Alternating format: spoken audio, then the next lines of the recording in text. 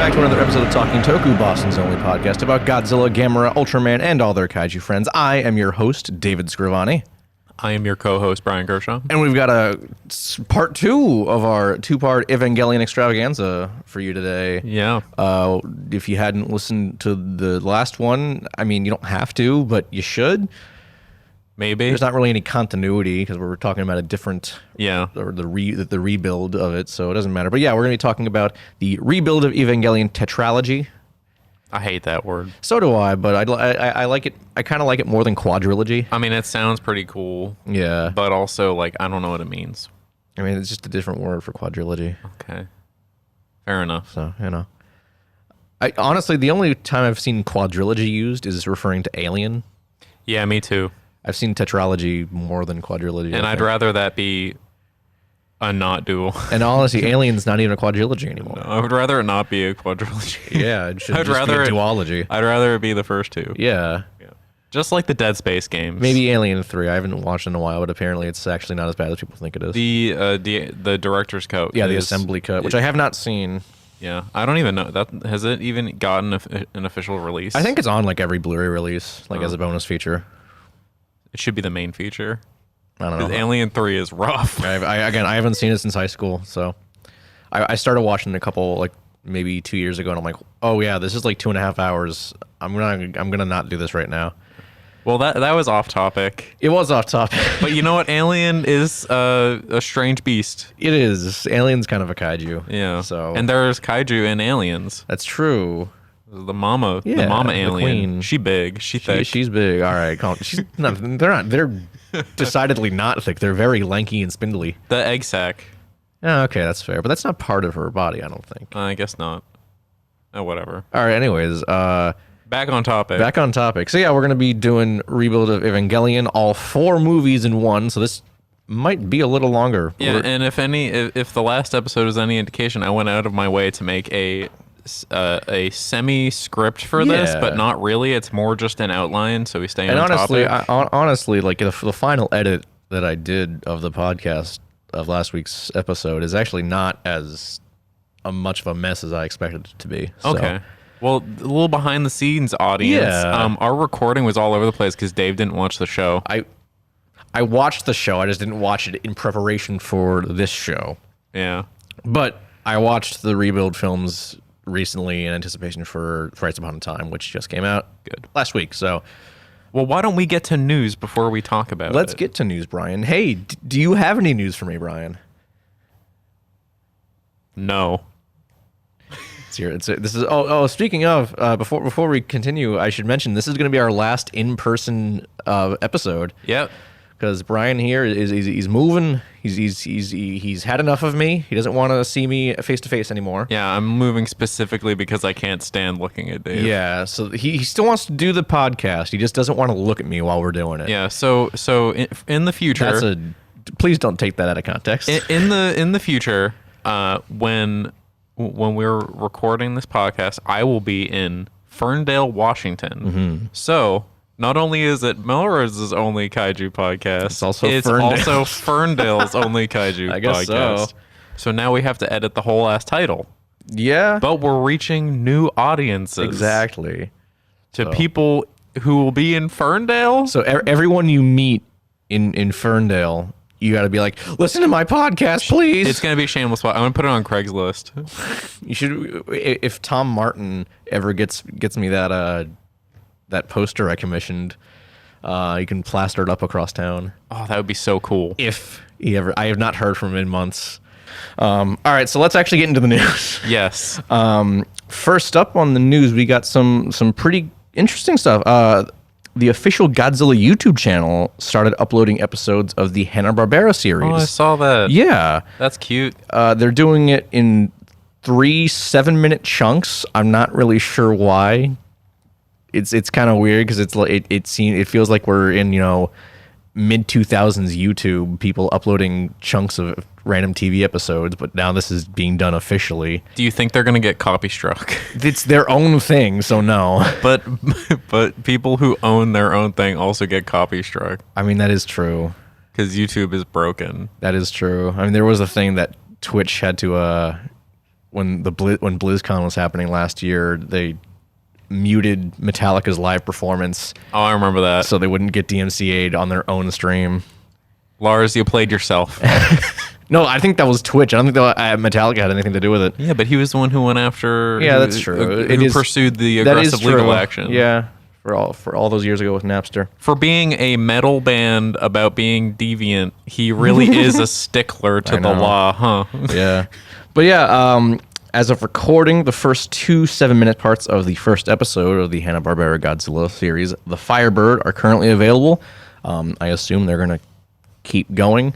And it'll be interesting because I don't think season 2 of that show ever had like an official release in the States, at least. I mean, probably anywhere, as it was Hanna-Barbera. It was an American production. But yeah, so if they actually get around to going with season 2, it'll be nice to actually have that in like HD, quote unquote. I'll watch it. Yeah, I'll watch it. HD 4K Hanna-Barbera Godzilla. All right. I'm going to skip this one because that was the surprise I mentioned to you, and that should be saved for last, I think. Oh. Yeah. The end of the show? No, the end, the last news segment. Oh, okay. 'Cause it's a big one. It's a big boy. It's some drama, and it's another drama block? it's another drama block, and it is insane. Oh my It God. is- I'm so excited. It's a follow up to our first drama with Ben Chaffins. Hell and it yeah. is- whew. Okay. All right. Moving on though, on a more somber note, this is kind of not really Toku related, but it is Toku adjacent. Legendary martial artist Sonny Chiba just passed away at the age of 82 on August 20th after complications with COVID-19. He had apparently been battling the virus for some time, but unfortunately also came down with pneumonia, and those two things together, Not good. not a great recipe. So he unfortunately succumbed to it. Like I said, it's not really Toku related, but he did star in numerous productions from Toei, who are behind the Kamen Rider franchise, including The Street Fighter and Karate Warriors. Chiba also appeared in many Western productions as well, including the Fast and Furious Tokyo Drift, and probably most well known, he was the sword maker Hattori Hanzo from Kill Bill Volume 1. So, rest in peace to Sonny Chiba. Rip. Rest in peace.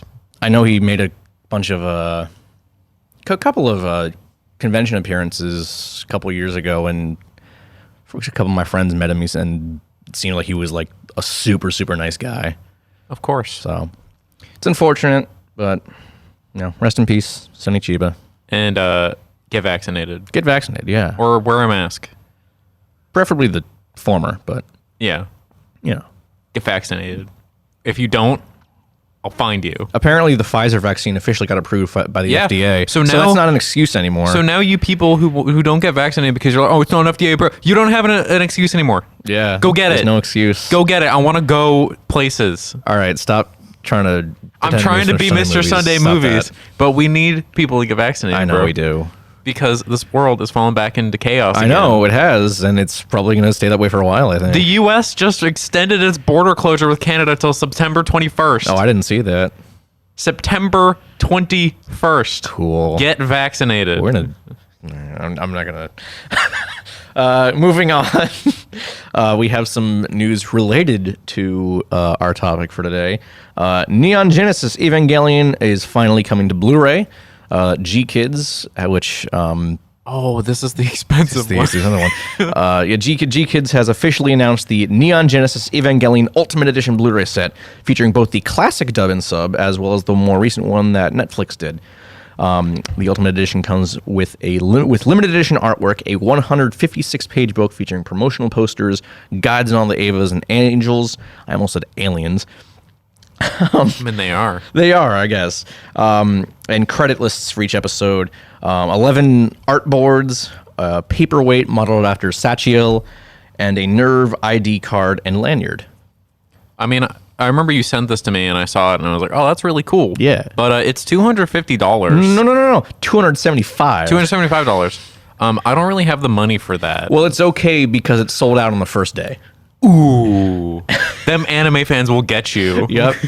Thankfully, it seems like they're going to be announcing more widely available and affordable versions Yeah. relatively soon. I think I called this too last week, where I said there's bound to be oh yeah, more physical releases now that all the movies are out. yeah. I mean, the thing is, like, I don't know how many days it's been since that officially launched, but they had a timer, countdown rather, for when the Ultimate Edition was going up for pre-order, and then as soon as the pre-order went up, they had another countdown for like 10 days or something for when the other editions would be available. I mean, if they I don't know how long it's been since that, but I mean, if they have a standard one that's just like the show, the show and the movies, that's all I really need. Then I'll be good. Because like I said, I told you that the movies are like kind of hard to find. Oh, the Rebuild movies, you mean? Yeah. I mean, it's only Neon Genesis, Death True Squared, and End of Evangelion. It's not the Rebuild movies at all. Oh, okay, that makes sense. So, but I hope the Rebuild movies also get like a set, because they are hard to find by themselves. At least on Amazon. Personally. On Amazon for me. I don't know, but maybe I'm just looking somewhere. Again, like I told you, I bought You Cannot Undo. No, I can never remember what the second title is. I always get it confused with the first one. You Are Not Alone is the first one. Yep. What is the second one? You Cannot Advance. You Cannot Advance. All right. So yeah, I found You Cannot Advance and You Cannot Redo. I bought them like earlier this year, and with no trouble at all. I don't know. I specifically bought them because I was like, oh, I should probably rewatch these before Thrice Upon a Time comes out. So yeah, and I found them for like $20. I don't know.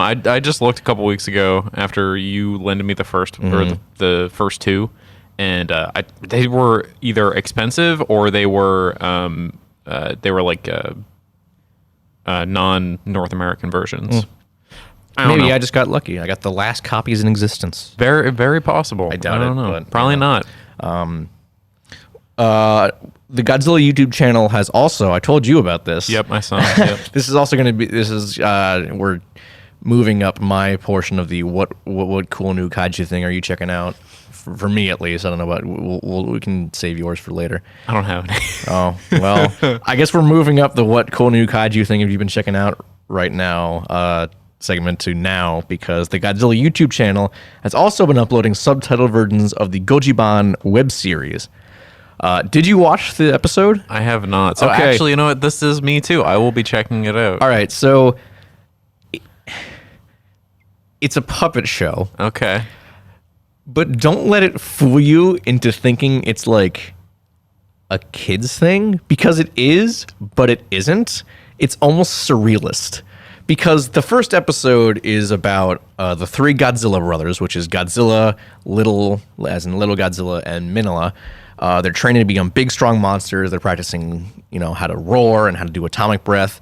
Minilla ends up farting when he's trying to do the atomic breath. So, that's very kid friendly. And then the episode ends with a baby Hedera asking his grandfather, Hedoji, because, OG as in is Japanese for grandfather, asks him if his life is worth more than the people who caused the pollution that spawned him in the first place. Oh my god. Yeah, and I've seen clips of an episode later on down the line.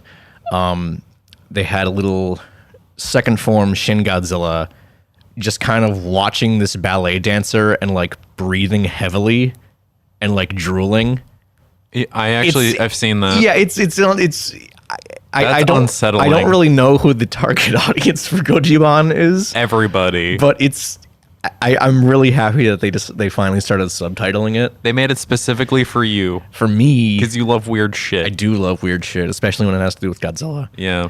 I actually Chris Mowry, who is the I don't know what his exact title is, but he's kind of like the American ambassador, quote unquote, for Toho. And back when the Godzilla YouTube channel first launched, he was like, "Oh, what kind of things did you guys see?" And I commented like, "Oh, subtitle Gojiman." He's like, "Oh, we're working on that." I'm like, "Are you serious?" I was like half joking. Oh my! He's like, god. "Oh yeah, we're doing it." I'm like, "Yes, it's our top priority." We're doing an episode on Gojiban, Brian. Once the whole first season is uploaded on YouTube. Okay, we're doing an episode on Gojiban. Yeah, for sure. All right, I don't know how many episodes it is, but all right. So like 30. Yeah, so you ready for the drama? I am ready. Are you ready, audience? I don't know if they are. I don't think you're ready, Brian. I really don't think you are. Did he respond to us? He did not respond to us, but the book actually came out. Despite him saying initially when all the the controversy came up, when all the transphobic comments he made were brought to everyone's attention, he said, "Oh, the book's not coming out." And then like a week ago, it did. Like there was no announcement. It just kind of showed up on Amazon, able to buy. And everyone was like, "Oh, cool." So I'm not gonna say the title of the book. Good. Because we don't want to, advertise, get free advertising for transphobes or any advertising, really. Yeah. But what I am gonna do is I'm gonna read some excerpts from the book. Oh no. Because let me tell you, keep in mind, this is a book on like tokusatsu, like Japanese giant monster movies.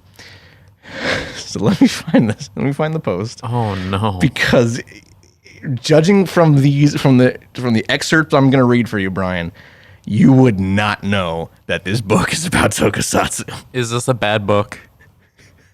Is this a bad book, Dave? Bad book. Oh, no. It's a bad book. All right. It's one of them. Let's see here. All right. Again, keep in mind this is about tokusatsu. Consider what the Apostle Paul says in 2 Corinthians 9:7. Each of you should give what you have decided in your heart to give, not reluctantly or under compulsion, but God loves a cheerful giver. And in Jesus' parable of the Good Samaritan, the traveler is regarded as good because he personally helped the stricken man at the roadside with his own time and resources. If instead he had urged the helpless chap to wait for a government check to arrive, we would likely know him today as the good-for-nothing Samaritan. In his parable of the talents, Jesus talks about a man who entrusts his wealth to 3 servants for a time. When the man returns, he learns that one of the servants safeguarded his share by burying it, the second put his share to work and multiplied it, and the third invested his and generated the greatest return of all. Who is the hero in the parable? The wealth-creating third man. Why this man quoting the Bible in a tokusatsu book? Do you want more? Do you want more excerpts, Brian? I mean, I'm not really a religious guy. Neither am I, So but it just kind of makes me upset. well, there's more than just religion. Oh no. Is there politics? Yeah, so this is a different page from what I just read. A huge difference is that with the Tea Party, it was an American fiscally conservative political involvement within the Republican Party. Members of the movement called for lower taxes and for a reduction of the national debt of the United States and federal budget deficit through decreased government spending. The movement supported small government principles and I think that's a typo. Oh, opposes government-sponsored universal health care. The Tea Party movement has been described as a popular constitutional movement composed of a mixture of libertarian, right-wing populist, and conservative activism, something not easily compared to the Nippon Kaigi. Conservatives in America seek not to make any changes to the Constitution of the United States of America, as opposed to the left-wing Democratic Party. What does this have to do with anything? I don't know. That's why this is so insane, because it has nothing to do with anything. Oh my god. What does this have to do with Godzilla? This is so much worse than I could have thought. I told you were not ready. I messaged you. I said you ain't gonna know what hit you. This man just disguised his shitty politics in a tokusatsu book. Yeah. I mean, wow. Yeah. It's just fucking insane. Why? I don't know. Why did it come out? I mean, who published it? I don't know. He may have been self-published. Did they even read it? Had I read that, I would not have published that. If there was a publisher. And I understand these are excerpts out of context, but I'm sure even with context, it would be insane. I mean, why are you putting American politics in a book about tokusatsu, which is something out of Japan? I mean, I could maybe understand trying to squeeze like Japanese politics in there, which are interesting to hear about. But why are you putting American politics in there? But Brian, don't you understand? The Tea Party is just like King Kong versus Godzilla. I don't care. I'm making this up as I go. I don't care. Stop it. Politics don't need to be in everything. I mean, it makes things interesting, but not in a book. Please. The point is, the book is fucking insane. Yeah. Ben Chaffins is a transphobic piece of shit. And we were right when we said that he's not going to change. Well, granted, I guess the book was already written prior, so. But he still made it come out. He did lie and say that the book wasn't coming out. So I don't think he's on track to become a better person. No, I don't think he is. No, I think he's still going to stay the same shitty person that he is. Yeah. So with that ends our news segment. With that being known, audience, don't support him. And anytime he shows his face, like I said, boo him. I specifically did not mention the title of the book because you should not buy it. No. He does not deserve the I mean, granted, I did just read excerpts, but that was for funny haha purposes. I mean, you could go and leave a bad review. I could. You could but do that. Didn't Amazon change their things that where you have to prove that you bought it? I think that actually I don't know. I think they recently did that. Okay. Well, so I don't know if I would be able to leave a bad review. Oh well, Amazon. Jeff Bezos. Unless I hack someone's Amazon. Jeff Bezos buy it. Jeff Bezos at it again. Yeah, making review bombing impossible. I'll just like log into someone's Amazon who I know bought it, and then I'll leave a bad review. Do you know anyone who bought it? No. Okay, well, I don't. There's that. I'll figure it out. Just go on Reddit, be like, hey, did anyone buy this book? Yeah. If so, can I borrow your Amazon account? Can I log account? into your Amazon account, please? I promise I won't buy anything. Yeah. Good idea. So, Brian, is it time to talk about Evangelion again? Not actually. Oh, okay. Quite yet. Oh, yeah. I had one thing. I had one thing to talk about, and this is something that I brought up a couple times, like a segment that I wanted to do, and it's shitty posts on r/Godzilla. Yeah. And I have a weird relationship with r/Godzilla because can I make an amendment to that statement? Yeah. You have a weird relationship with Reddit in general. I do have a weird relationship with it. I hate Reddit, but also it's fun to read all the terrible takes. And r/Godzilla has a lot of really bad takes because there's a lot of like gatekeeping and people just people saying their opinion like it's fact and whatever. And just like really bad takes and stuff. So anyways, I wanted to bring up this post that I found. And I can't show it to you because this is audio. But someone posted a picture. I don't know if I showed it to you. Yeah. But it is a screenshot from Singular Point and from Shin Godzilla. And it's literally just like the shots where they're doing the Evangelion thing. Where they're like facing the camera and there's like fire around them, whatever. That and the caption is they literally use the same format as Shin Godzilla and Godzilla Singular Point, bruh. And I'm just like, okay, but why is that bad? Well, here's the thing, that Shin Godzilla is not the first time they've done that. It's not, and it won't be the last. And all the comments are saying like, yeah, it's all reused and bad, and NGE did it better. Why are you doing it? And I'm just like, do we not know how much Godzilla's been reused? No. Like literally everything. Godzilla? Like and r/Godzilla is infatuated with Godzilla King of the Monsters. Everyone on that subreddit loves that movie. Unfortunately. Do you know how much of that movie is reused from the rest of the series? And then you take this screenshot out of context and you're just like, it bad because it borrows. And I'm just like, what do you mean? They're cool shots. They look good. And they're literally in the movie for like 5 seconds. Yeah. At most. And you know what? The worst part is, these people, do they even know that Shin Godzilla was directed? You know what the funny thing is? By Hideaki. Do you know what the really funny thing is? What? Look at the what's it called? Look at the flare on the post itself. Oh no. Humor. So I think it was a sarcastic post. But people took it seriously. It was, but the people in the comments, I did not. Seriously. full disclosure, I did not realize there was a humor tag on the post. But if you read the comments, there are people who are legitimately upset about it. And I just disgusting. I cannot wrap my head around it. I'm not going to read any of these comments because at the end of the day, these people are entitled to their opinion. But it's a little bit hypocritical. Mm-hmm. No, it's a lot of bit hypocritical.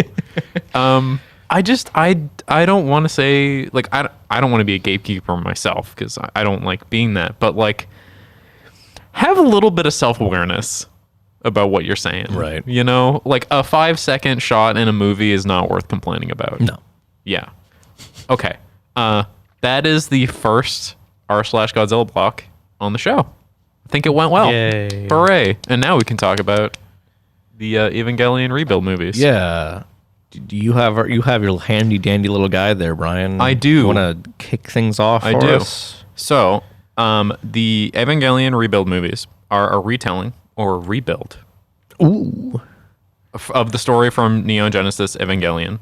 And while they do follow the events of the show loosely, or not loosely, they follow them pretty close. We'll get into it. We'll get Yeah. into the finer details of things. But then they also go off in a wild new direction at the end. And Whoa. it's somewhat new. A lot of it is kind of not Different there's context. Different context. It's a lot of different context, but there are some of the same events that happen in the show.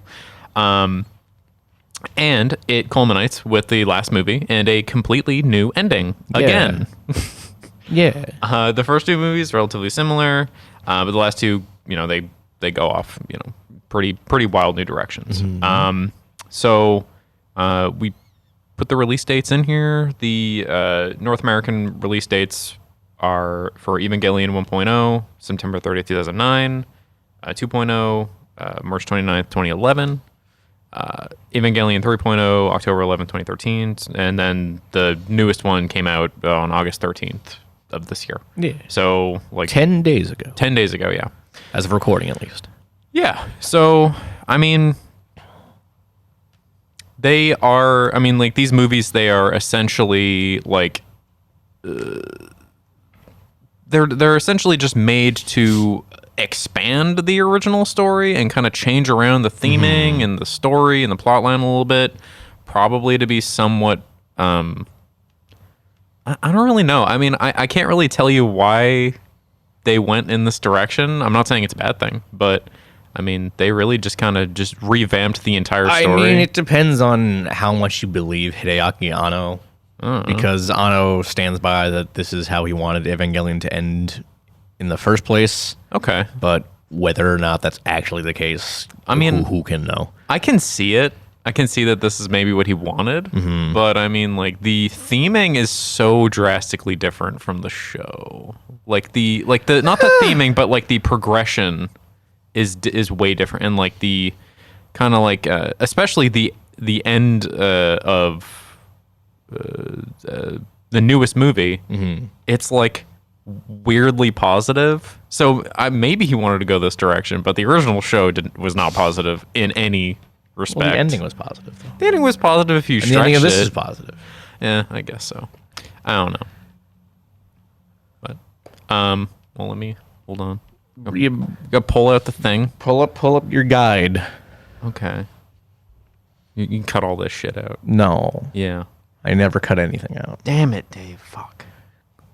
All right. I especially didn't cut out that time where you killed a man live on air. I killed him. Yeah, don't you remember, or did you repress that memory? Oh no, I think I remember. Why do you think Jake hasn't been on our show anymore, Brian? Because you killed him when we had on that first episode when we talked about King Kong versus Godzilla. You got frustrated that he hadn't seen King Kong versus Godzilla, so you were like, "Jake, how fucking dare you!" And you punched him in the face, and he fell back and cracked his skull open. Oh my god, that's terrible.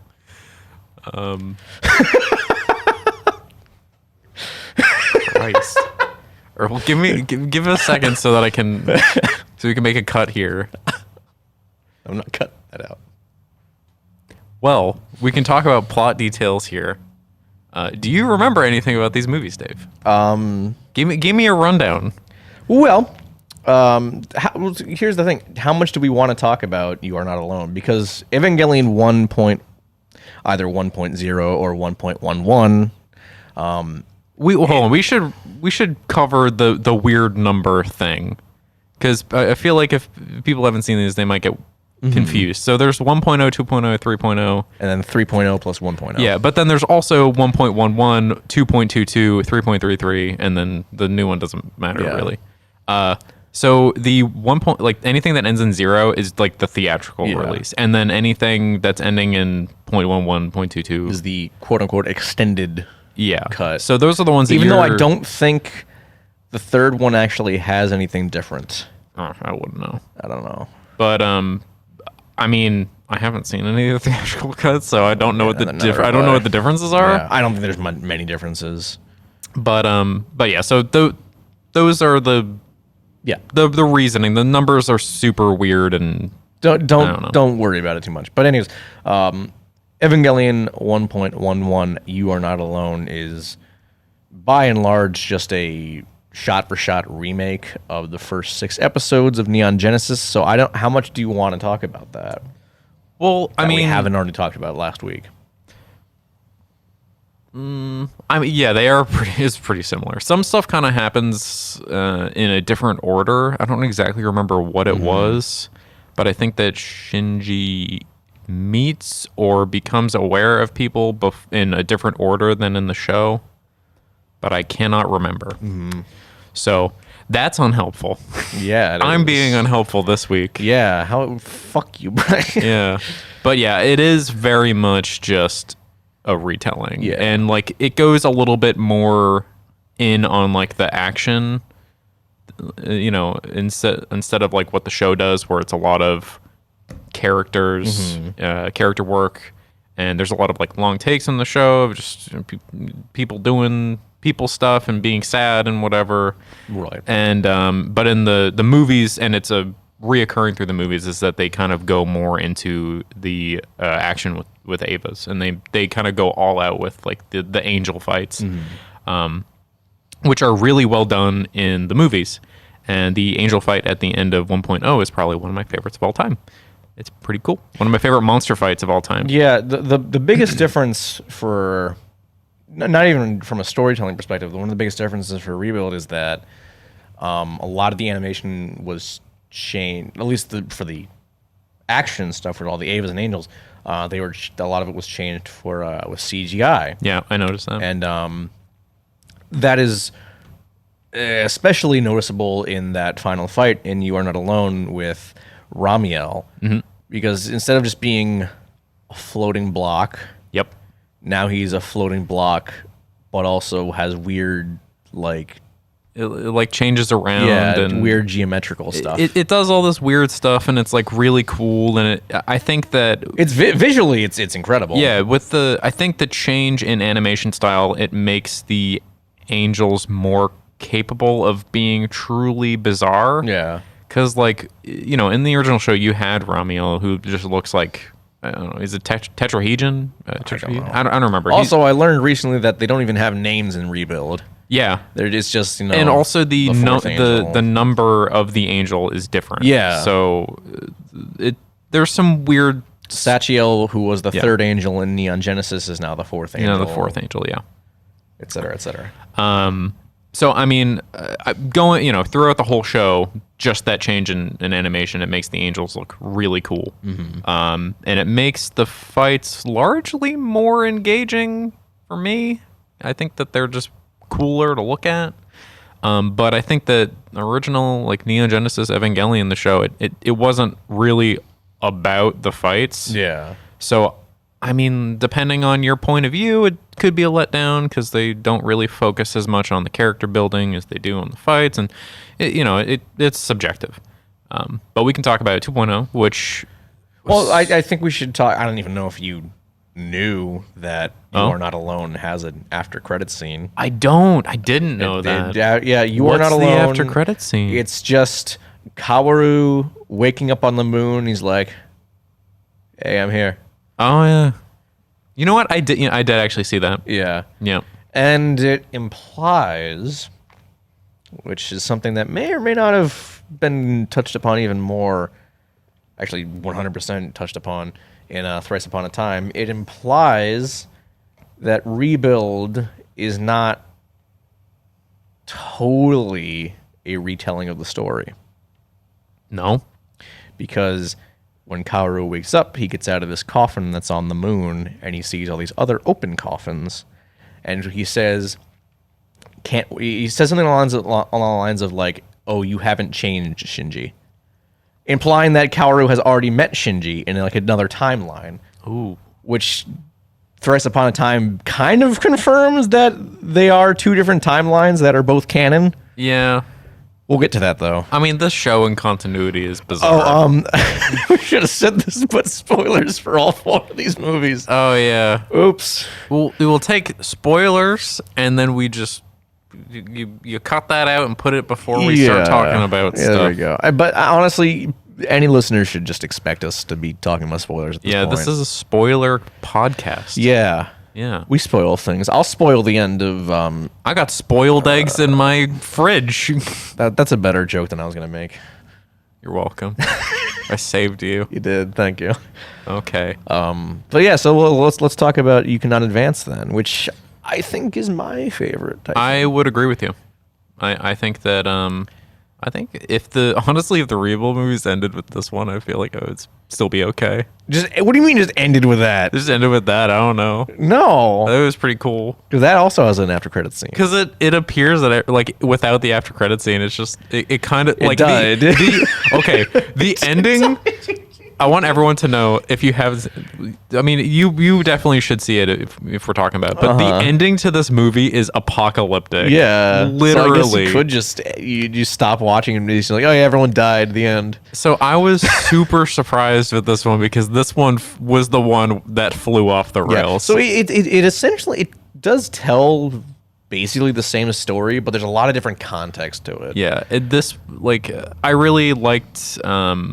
One of the new plot developments for this movie was like Rei and Shinji have a much more defined relationship in this one, and Rei is like actively trying to help Shinji repair his relationship with his dad. Yeah, there's a whole conflict where she's trying to get this dinner going with her, Asuka, Toji Kensuke, Misato, I think Ritsuko as well. Yeah, and like also basically Gendo. all the main characters at this dinner just so Shinji can try and have a better relationship with his father. Yeah. And then, weird Angel Evangelion shit happens, and that just doesn't happen. Yeah. Yeah, so it does definitely go off in a new direction. And these movies, like in the show, you get a lot of... We also have a new character, too. Oh, my God. Do you not like Mari? She's weird. A lot of people don't like Mari. I don't dislike her. I just don't really see what she brings to the table that the other characters don't. That's what I'm saying is that I thought like she showed up. I'm just like, what?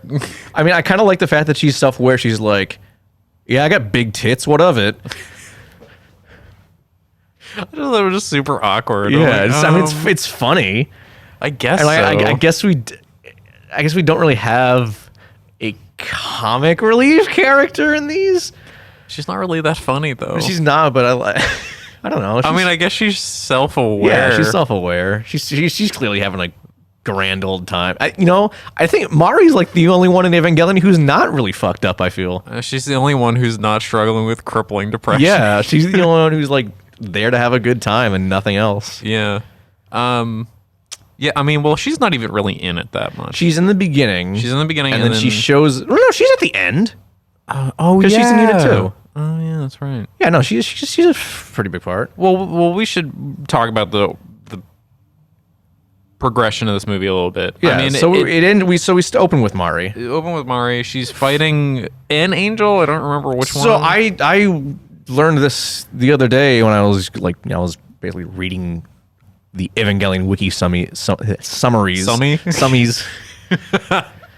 God, I'm watching too much Oni plays. I started watching them play Legend of Zelda: Ocarina of Time, and they named Link Tummy Tum. So that's probably where I got that from. You call it Summy Sum. Yeah. So apparently that's like the angel she's fighting is like a revived Sachiel. Oh. I don't know if the movie actually like makes that clear. I didn't know that until I read the summary. But why is he revived? I don't know. Isn't the whole thing that you're supposed to kill them and then come? Why are they coming back? I don't know. I don't know. I couldn't tell you. I just thought it was a new one because that's what I thought too. Because it doesn't look like Sachiel, that's for sure. But I also I did some quick reading and it was a numbered angel. Oh, so maybe I don't know. Who knows? Point is, it looks cool. It's got a weird long neck, very skeletal. Yeah. Yeah. It's like a chicken body. Yeah, he does. No, it's a weird. It's one of the more outlandish of like the numbered angels because like later we get non-numbered angels. So yeah, so she kind of shows up at the start, and then after that, I mean, it's kind of back to business as usual. Yeah, with it's still kind of following the events of the show, but it's kind of still going off on its own direction. Then you get the plot development with Rei and Shinji, and I like how we get a little more world building in this than we do, because like Kaji takes I don't even think we mentioned Kaji last week. Oh yeah, we did. Ryoji Kaji, who's the most sexual man alive. He is, yeah. He's got that energy. He's a former classmate of Ritsuko and Misato's, and he's kind of it's not really made clear who he's working for. I don't know. I feel like he probably just works for himself. He definitely works for an organization. I just don't know if it was ever made clear what organization. He might work for the government. I think he does. Yeah. I mean, he definitely doesn't work for Sail or Nerve. No. Because those are both like private organizations. Yeah. Anyways, so Kaji takes all the kids, all the children, on a field trip to this aquarium where we learn that, there is no life in the oceans anymore since the second impact. Sad. So there's this one aquarium that's like basically keeping all the ocean's marine life alive, basically, which is really cool. And we get this little character moment with either Rei or Asuka. I think it's Rei, where she's like, "Oh, they can't exist outside of this place either." Yeah, that was Rei.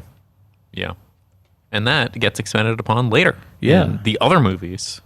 Specifically, the newest one. Yeah, specifically, and it's sad. It is very sad. It's very sad. It's really sad, much like all of these movies. Yeah. Yeah. Asuka is a new name. She does? Oh, yeah, she does. I don't really know why. Maybe they were just like... Because in Neon Genesis, it's Asuka Langley Soryu. Yeah. And now in Rebuild, it's Asuka Langley Shikinami. I don't know why. I was going to say maybe they wanted to make it sound more German, but that's not more German. It's not more German. It's more Japanese than anything. I mean, maybe it ties into something we learned in Thrice Upon a Time, but I don't know. Maybe. I mean, that movie is... weird. Very... Yeah. We'll get to that. We'll get to it. Yeah, we're still talking that. about You Cannot Advance. So yeah. Give us a dang second. Unit 2's beast form is fucking awesome. It is really awesome. I like how it was just a feature built into it. I know. And I was that's pretty cool. You got these weird like pillars that come up on the back. Yeah, I can't remember. They're limiter, some power limiter things. Yeah. I mean, it kind of like expands on the whole idea that like the armor is what's keeping the I guess angels or whatever inside of the armor like kind of in place and not expanding past what they want it to be. You still don't really get much of an idea what the Avas are. No, not really. No, you kind of get a impression of what they could be, but it's still not spelled out for you, which is pretty good because I would prefer the. You would prefer it leaving more ambiguous? Yeah, I think that's good because this is an ambiguous fucking franchise. It's very ambiguous. I mean, Ava 01 is still very much Shinji's mom. Mm-hmm. There's a lot of people who are Shinji's mom. A lot of people are Shinji's mom, yeah. There's like a billion Reis, and then there's Unit 01. Yep. So, I mean, but if you watch last episode, you know that Unit 01 was Shinji's mom, which is bizarre, but still cool. Toji is no longer the pilot for Unit 3. Yeah, they changed that to Asuka, which is why Mari is in Unit 2 during the final battle, because Asuka got her ass handed to her. She got hurt, and she was catatonic or whatever. But Shinji did not go gamer mode this time. He did not. He did not. He threatened to. Yeah, but he didn't, which is good because that would have been awkward. But then he did go gamer mode at the end Oh yeah, he did. to save Ray. He did go gamer mode, but at least that was kind of cool. I don't know. It was cool. He killed an angel to do it. It was justified. Sure. I mean, he killed everybody. He didn't kill. He almost killed everyone. Oh, He didn't yeah. kill everyone. Well, we should probably get on to the finale because That finale is who boy. Yeah, because there's a lot of It's fucking rad. there's a lot of plot development in the movie, but the end is like when this series goes crazy. Yeah, way off the rails. So just like in Neon Genesis, an angel, I can't remember which one, is trying to like kind of This is the one with the weird sheet things that it's trying to like kind of bond with Ray or whatever. Yeah. And then Shinji's like, no, wait, don't do that. Yeah. And he goes gamer mode to save Ray. Well, Ray like tries to kill it because like this is like a very powerful angel. And Yeah. they're not able to. I think Mari went to go fight it. And she got her ass by handed to her. herself. And then Shinji was like, oh shit. Yeah, and Shinji was in the process of running away because That's Shinji. Because that's Shinji. That's all he knows how to do. And then Mari gets her ass handed to her. Whatever. She goes beast mode and kind of hurts it, but not really. Mm-hmm. And then Ray runs a missile into it. Straight through the AT field. Straight through the AT field.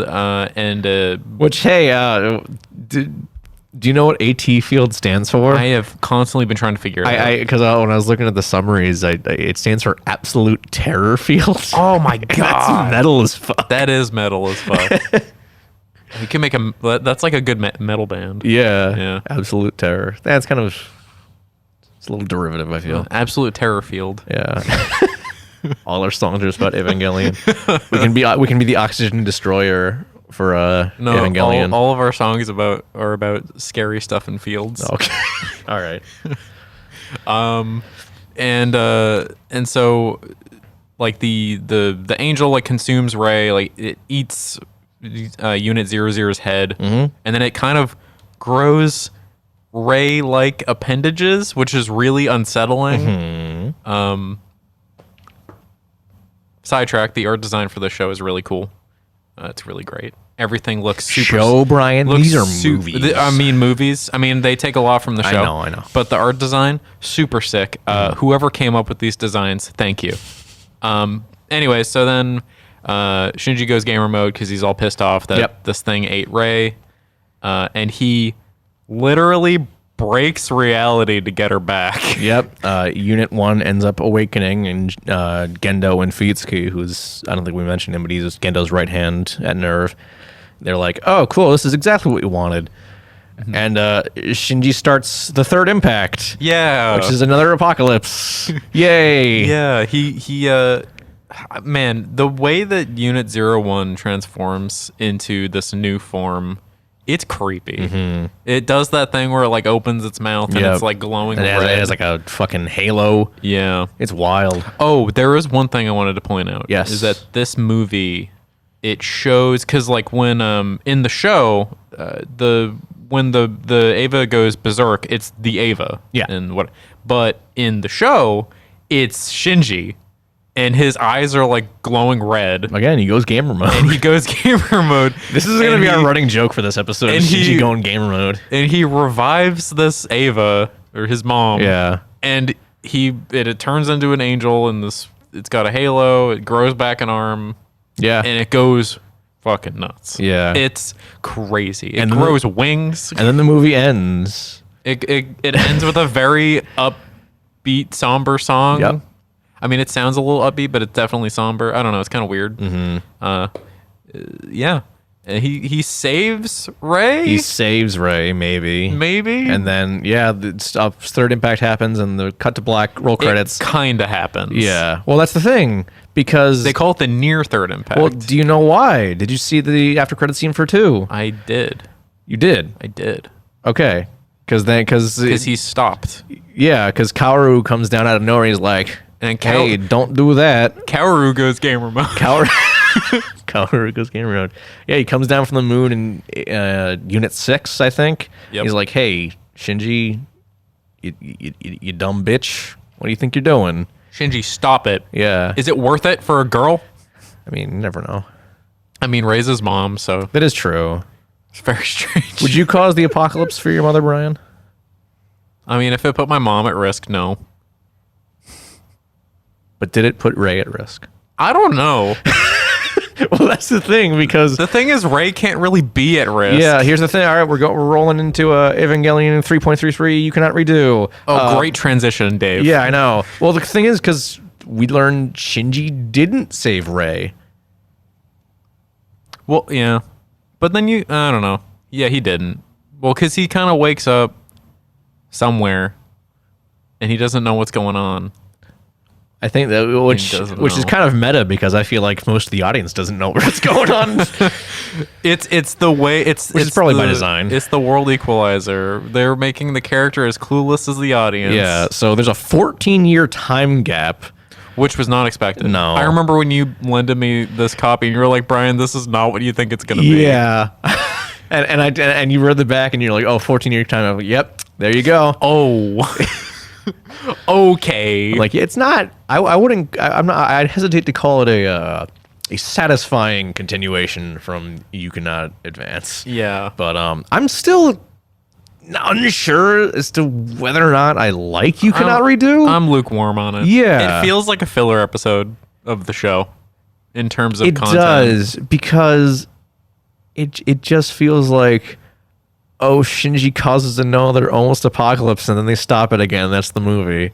I do think that some of the character interactions Oh, are yeah, that's the height of the movie. Like real good. Like Shinji and Kaoru's relationship is like way better expanded upon in this. And you than it get is- the gay thing. You get the gay thing, and they don't hide it. they don't. Which is That piano scene is fucking phenomenal. Yeah. Like just from a visual and emotional standpoint, that scene is so good. yeah. Well, it's because there is another Ray now.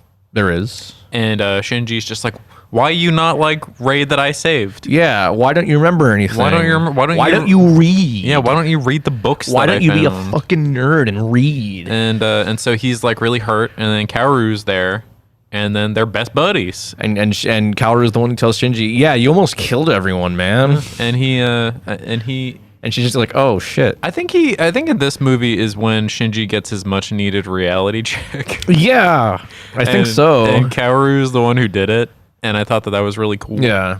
Because in this, like, I feel like in this movie you get an idea that Kaoru is actually like good. Because like in the show, Yeah, he kind of is. Because in the show you're kind of like, I don't know about this guy. Yeah. And I don't know whether that was by design or if it's Because in Neon Genesis, Kaoru is like, up until the very, very end, he's like actively trying to fuse with what he thinks is Adam. yeah.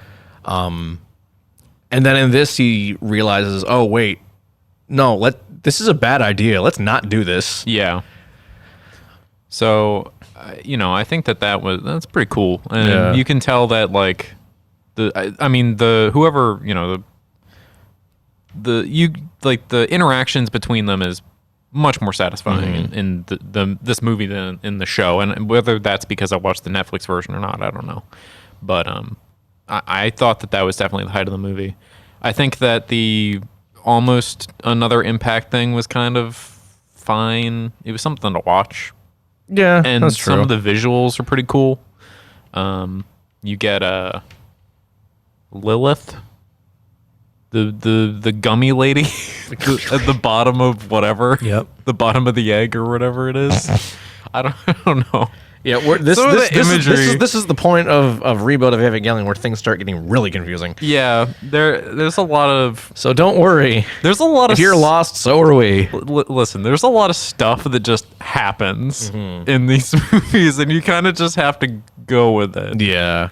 Like, well, the big thing in this, I guess, in this movie that we haven't mentioned yet, was that now, since there's this 14-year time jump, the world is fucked. Yeah. Like, it is Again, literally Shinji almost killed like everyone. it is literally uninhabitable. Up until the fourth movie, we don't think anyone's really around. Yeah, we get a bunch of new characters who don't really get any spotlight. Yeah, and so basically, what we remember is It's not Nerve anymore. It's Well, Nerve is still a thing. Nerve is but around. Misato, Ritsuko, and all like the I don't want to say underlings, but like the other people who don't really the techies. the techies all the of Nerve. all the people- They've split off in their own organization called Willa, Yep. and they're trying to stop Nerve from doing human instrumentality. And they have this really cool ship called the Wonder. The Wonder. And it is powered by the corpse of Unit 01, or Yep. what we think is the corpse of Unit 01, that went fucking crazy at the Yeah. end of the second movie and turned into Which and Satan. we don't even see Unit 1 in the movie at all. Yeah. Well, there is actually the beginning scene where Unit 02 is transporting Unit 01. But I don't think we see it like in its you see entirety. its face. Yeah. But yeah, you don't Or really we see basically see it because Unit 13 is basically just Unit 1 with 4 eyes and 4 arms. it. Yeah. Maybe a darker purple. Yeah, it's a bit darker, I'd say. Yeah. But yeah, so you don't really get to see Unit 01. But Yeah. you know, it's just like really weird. Like they're aboard the ship. Shinji's there, doesn't really know what's going on. He's like, "Why is everyone so old? Yeah, no one's talking to me. Why- Misato's not talking to me. Why is Asuka hates me more than usual. why is she still look the same age?" Which I think was not explained. It's quote unquote explained. It's the curse of the Ava. What that means, who fucking knows? It doesn't mean it's just an excuse to still make them the Yeah. same age. I don't know. It doesn't make any sense to It me. really doesn't. And I thought it would have been really interesting to just have like every other character be grown-ups by the time, and he's just still this little shithead. Which we do get in Thrice Upon a Time. Yeah. But yeah, all the like the main like obviously Rey, but like Asuka, she still looks like a 14-year-old. Yeah. Well, a 14-year-old. A 14-year-old for anime standards. Uh-huh. Yeah. Anyways, Willa fits Shinji with a bomb on his neck, which is cool. which is really fucking scary to think about. And actually, like that makes his Kaoru's death that much more impactful because Kaoru. well, we'll get to that. We'll get to that after. Okay. We gotta leave it because because we could talk about Shinji escapes. Okay. Yeah. Shinji escapes the Wonder because he's been held there like a little bitch. Yeah. Because he sucks. And he's like, "Where's Rey?" And then he hears Rey, and then it's Unit whatever. I think it's Unit 9. Unit 9 being piloted by Rey, quote unquote. And then they take him to the remains of Nerve. Yeah, and Toji's sister, not the sister who got hurt before, but a different sister, I think. No, it's the same system. Is it? Okay. Yeah. Toji's sister who works for Willa is like, hey, don't get into an Ava, whatever She you is do. the most emotional character. She really is. In the show, she cries about everything. Because that's what the bomb on Shinji's neck is for, is that if he gets into an Ava and starts another impact, yeah. the bomb will activate and it's a suicide squad. And then Misato does not detonate the bomb. Yeah. Because she's like, oh no. It's like, oh man, I still like Shinji. He's still a good Shinji. kid. I still care about him. And then everyone hates Misato after that. Yeah. Especially the... Even though we really do not see Misato for the rest of the I mean, movie. after they leave the Wonder, it's basically it. basically just- and then yeah. and then it's just stuff at Nerve until the end. Till the very end, yeah. So Even then, we really want to see Asuka and Mari. yeah, they initiate the fight and, Yeah. and whatever. And then so you were saying that after some stuff at Nerve, what they wanted to do is they wanted to put Shinji and Kaoru in Unit 13, Which is a dual pilot. dual pilot. So did they steal from Pacific Rim, or did Pacific Rim steal from them? I mean, I don't know. I don't know, dude. Doesn't matter. The movie came out in 2012. Pacific Rim was 2013. The whole thing with Pacific Rim was that you have to use two pilots. No, I know. And with Ava, you can use two that was pilots. the thing when Pacific Rim was coming out. People were like, "Oh, it's just Evangelion." It's like, no, it's It's like Gundam. no, it's that Guillermo del Toro was paying tribute to Evangelion. He wasn't copying it. It's just like that r/Godzilla post I brought Yeah, up. exactly. Just like that. But anyways, so yeah, Kaoru and Shinji are in 13. They're doing the thing. They're They're gonna take the spears out take of the Lilith, spears. Yep. and then Kaoru's like, "No, don't do it." Stop it. Yeah. And then Shinji is very overcome with guilt in this movie about what he did. Yeah, but Shinji's like, no, we gotta do it. We gotta do it. You we told gotta me. Do it. Yeah, you told me to do it. He's like, you told me that this is the way, and now you're saying it's not. I'm just gonna do it anyway. Yeah. Not the smartest thing. You're right here in this cockpit with me, telling me to not do it now, but I'm still gonna go gamer mode. Fucking idiot. Yeah, Shinji has a lot of guilt. In this, and I don't think he necessarily acts realistically. Yeah, and before this, we should mention because Kaoru knew Shinji was feeling like shit, he took the bomb off his neck and gave it to himself. Yep. He took the bomb off Shinji. He's like, "This is my bomb now. Somehow, I'm gonna die. Somehow Somehow he took it off. He's Kaoru. He can do whatever he wants. Yeah. I mean, he's still an angel. I think so. Yeah. I think they changed it to this that Kaoru is the first angel now. Yeah, but then he said that he got demoted to the 13th or something. Yeah, I don't know. I don't understand. Sometimes they just say stuff in this show, and you just have to, or in this movie, and you just have to roll with it. Like that's the whole thing with the series. Is they just say stuff, and it doesn't mean anything, but you think it does. Yeah, it's just fluff. I don't know. But yeah, but then the Wonder shows up to this thing because it's going to start like the fourth impact or something, which is part of Nerve's plan for the human instrumentality project. Really, everything's part of Nerve's plan. Everything's part of it. Every single thing somehow is just conveniently part of their plan. Oh, and then Gendo unplugs Sail. Yeah, I don't know. I mean, like, you see them and he just like unplugs them. Yeah. And I'm just like, if you're at odds with them, why didn't you do this in the first place?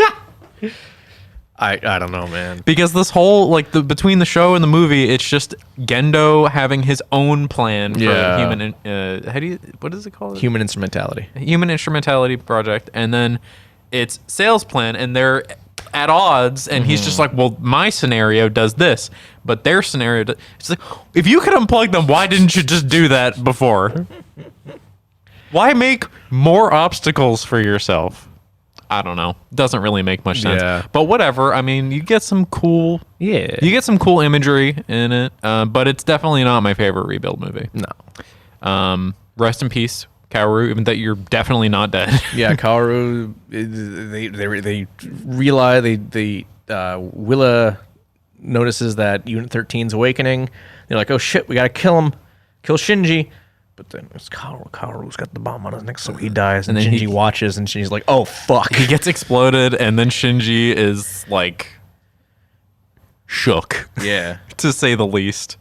I mean, if you saw your friend / semi-lover's head blow off. I mean that'd be kind of traumatic. And I mean, it's kind of his fault. No, it is, because he's the one who was like, "Oh no, we got to do it." Yeah, it's definitely. Well, it's 100% Shinji's fault, and that's why he's so ridden with guilt. I was talking about the bomb neck thing, and then because he just kind of like let Kaoru take it. That is true. It's like, that is true. Could have been like, no, give me it back. I doubt he was expecting Kaoru to die. Yeah. So, I was expecting it too, but but rest in peace. Yeah. I mean, they stopped the fourth impact. They stopped the fourth impact. Kind of expected. Yeah. I mean, it was cool, but no Big Ray yet, though. No Big Ray. I'm realizing that in Thrice Upon a Time, almost none of the events get referenced in that movie. No, not at all. It's almost like it didn't matter. It really doesn't.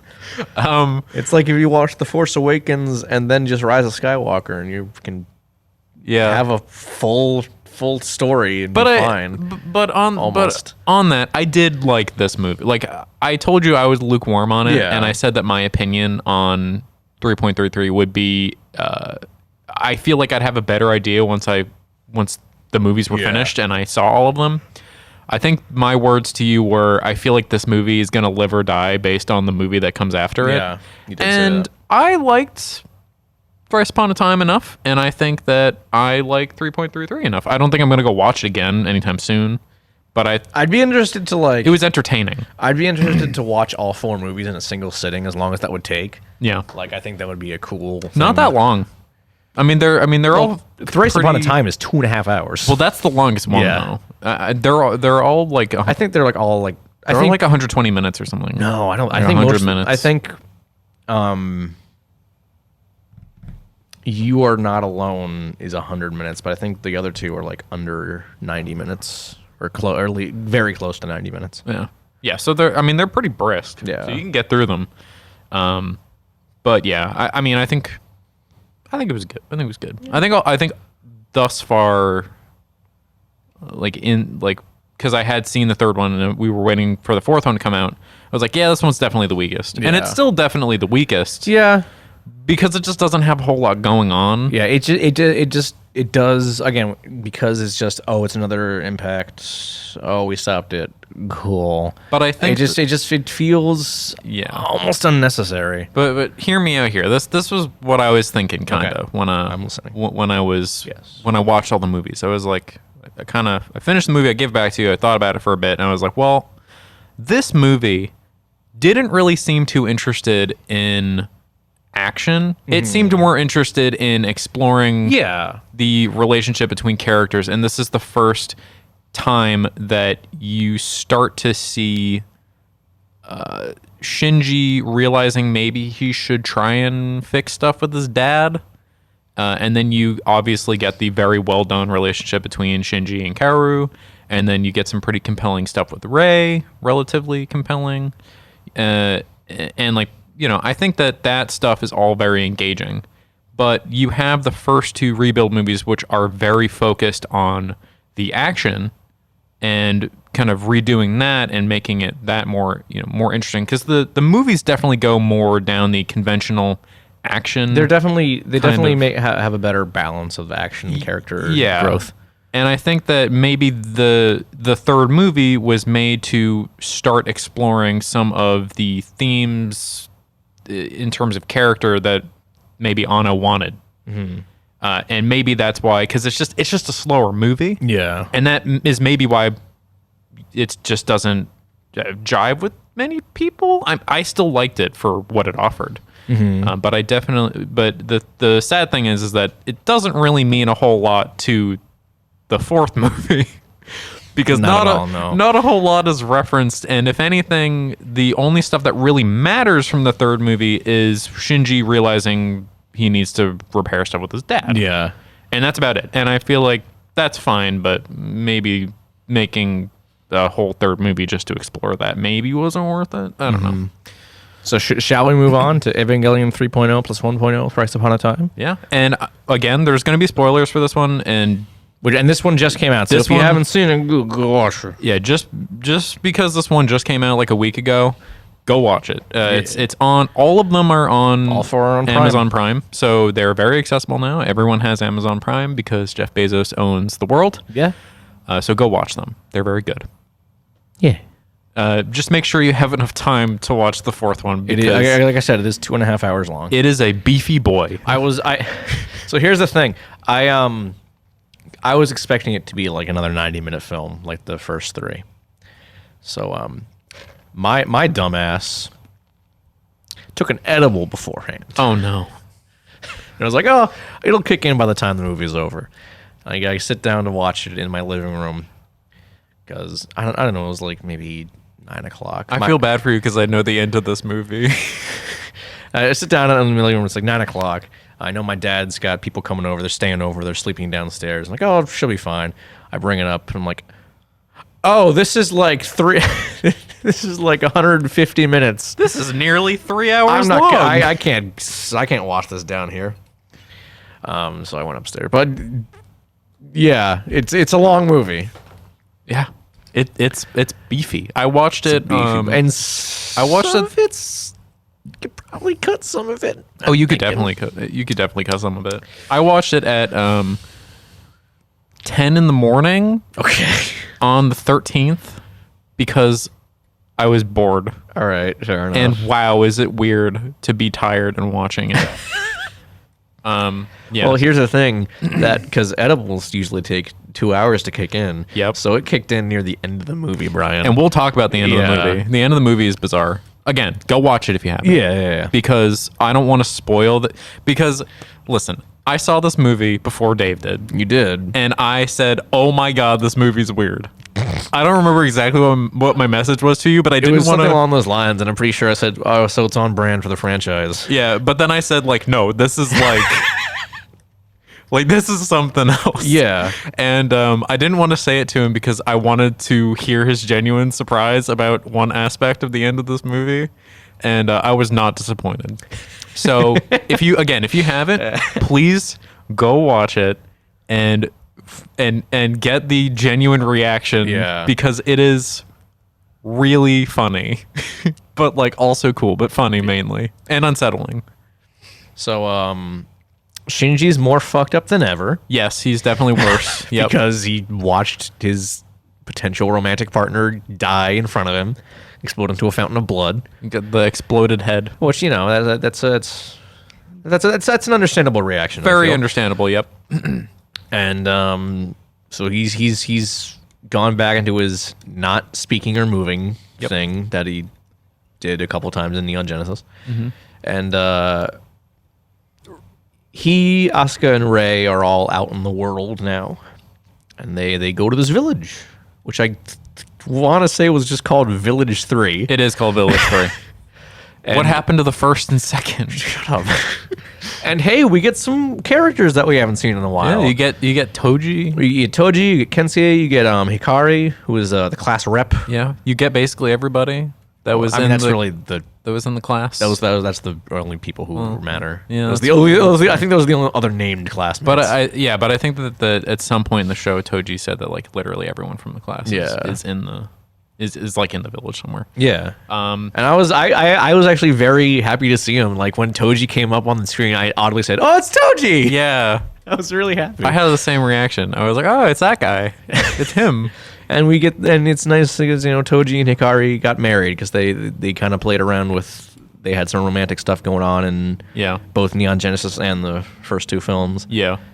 So good on them. They have a kid. I think I said I adore how much Toji loves his wife. Oh, yeah, you did. You did say that. Literally the sweetest thing ever. Yeah. Because he's just so fucking psyched every time. He's a himbo. Yeah. No, it's great. I actually really, I think that everything in the village is great. Yes. Agreed. Because it is entirely character focused. And it's mostly focused on Rei. And it's Rei kind of just becoming a person. Yeah. She does farming and because we learn in you cannot redo that. Oh, it's not the original Rei. It's a copy. It's another copy. Yeah. And that this Rei specifically is like barely a person, essentially. Yep. You know, she's like, "Oh, if you order me to do it, I'll do it. Yep. If you order me to read, I'll read, sure." Yeah. Like, I don't do anything unless I'm ordered to. And a lot of the film is dedicated to giving Rei like an actual character, and it's really well done. Yeah, she learns how to do stuff. She learns like human gestures. I was like almost frustrated with Rei because I'm like, Rei, you fucking idiot! How do you not know what good morning is? Yeah. Are you stupid? Yeah. You don't know what a baby is? But she's just. It was cute. It was charming. But I'm like, Rei, are you fucking kidding me? I thought the stuff with like when she asked she was asking like, why do people hold hands? I thought that was really wholesome. Yeah. There's a lot of moments in this movie like that I just think are really great. This is mostly like the first hour of the movie is like a slice of life movie. Yeah, it is. It's kind of weird and very very different from the rest of the show, but you get some really good you get more good world building with Toji basically saying like, I'm not a doctor, but I have to be. Yeah, for exactly. this. Like, I learned how to do all this stuff. Kensuke is the jack of all trades. He does everything. Yeah, and he's essentially like a park ranger. Yeah, he is. Yeah, which is in line with his character because Yeah. he was a very outdoorsy guy before. Yeah, and then you have. And Kensuke is the one who gets Shinji to actually open up. Yes. Finally. Yeah, he does. And well, Shinji in the first hour is off alone a lot because he's very upset. He's just sitting in near the ruins of Nerve HQ. Mm-hmm. And then and Rei comes over and kind of watches him every day. Same with Asuka. Yeah, but Asuka is mean. Yeah. She's still mean. There's that really weirdly well animated scene of Asuka force feeding Shinji. Oh yeah, I hated that. It's so it seems out of place. It's really well animated. You remember the beginning of The Evil Within 2 with the zombie mom? I never played Evil Within 2. Well, anyone who knows this, there at the beginning of The Evil Within 2, there's a part where Sebastian goes into a home and there's a zombie mom force feeding her son, and it's just her mashing his face into a plate of what looks like mashed potatoes. Nice. It just reminds me of that.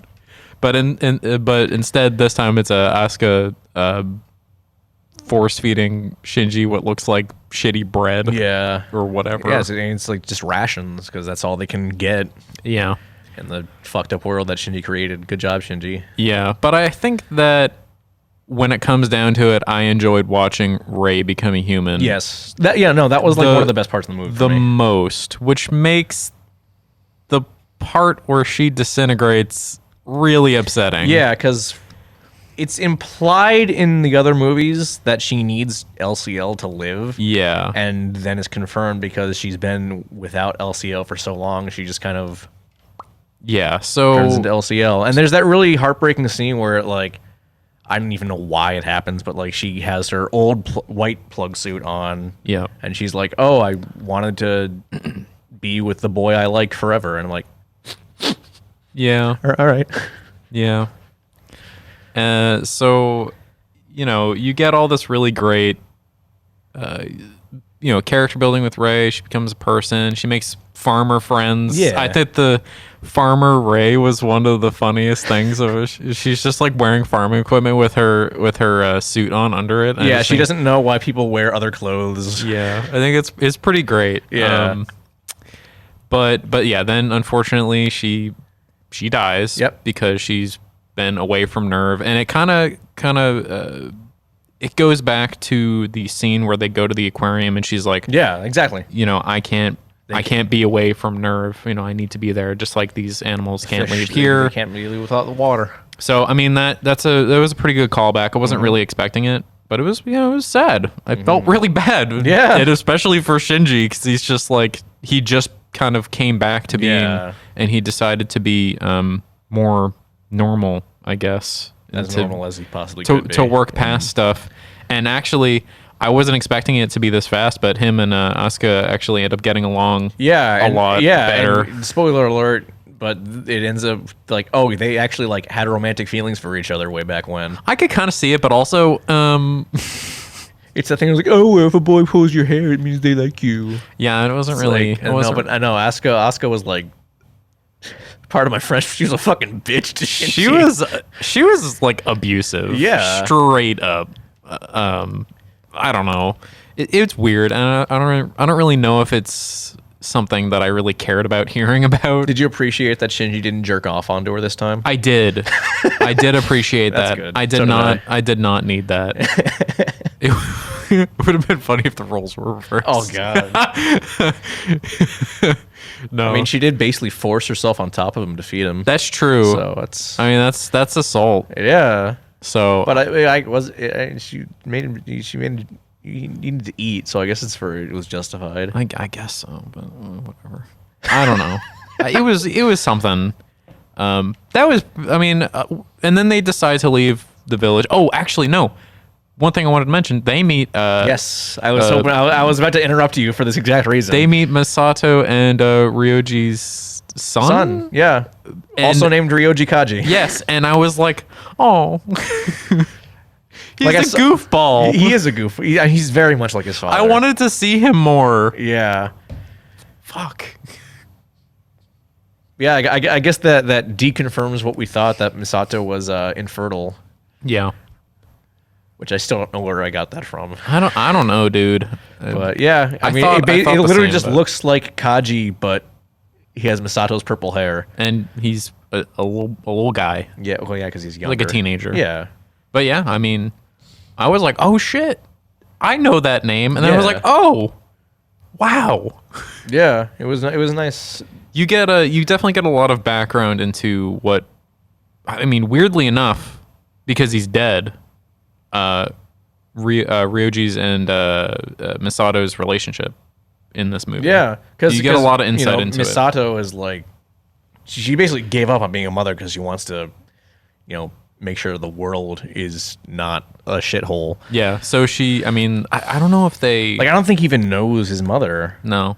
They I think they said that he who brought him to that farm thing?